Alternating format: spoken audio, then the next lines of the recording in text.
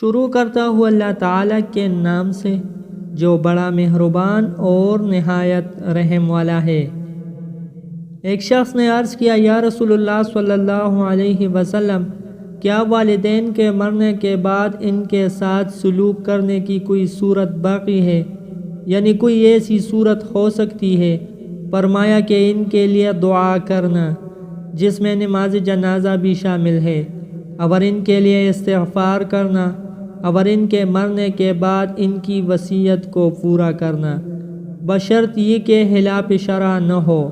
ان کے قرابت داروں سے صلہ رحمی کرنا جو محض ان کی قرابت کی وجہ سے کی جائے، اس نیت سے کہ رضائے والدین حاصل ہو، اور رضائے والدین سے رضائے حق حاصل ہو، اور والدین کے دوستوں کی تعظیم کرنا۔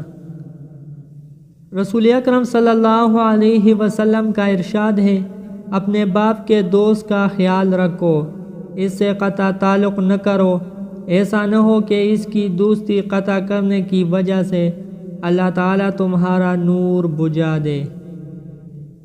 پیارے دوستو، اللہ تعالیٰ ہم سب کو ان حدیث مبارکہ پر عمل کرنے اور اپنی زندگیوں کو سنوارنے کی توفیق دے۔